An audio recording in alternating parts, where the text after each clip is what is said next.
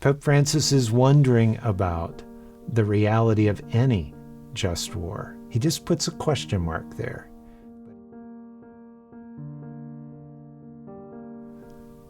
You know, Pope Francis's sense of belonging to one human family has consequences for Christians.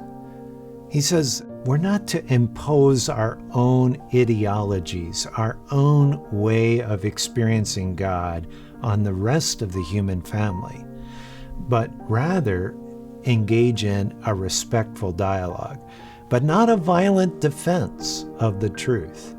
Violence, he says, when we get violent with each other, that's never respectful. And consequently, it's like an anti-message for Christians. And he calls us to something different. It's not to encourage relativism, like it doesn't matter what you believe, but rather to understand that all of us are measured by love. By love. The one we as Christians say God is love. How loving is our dialogue with the person whom we may have a different way of talking to? During this time, the Pope also mentions toward the end of Fratelli Tutti two major threats to the common human family: war itself and the death penalty.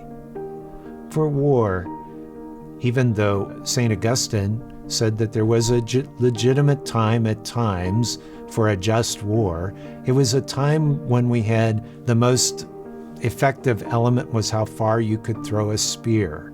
It was not the kind of war armaments we have now where people don't have to engage with one another.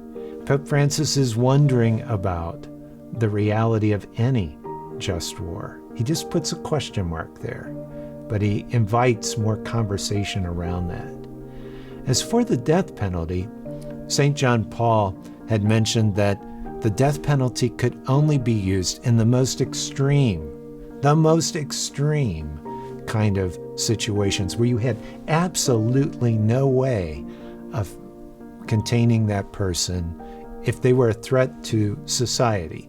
Pope Francis has gone to the next level and said it's always inadmissible, is the word that he uses.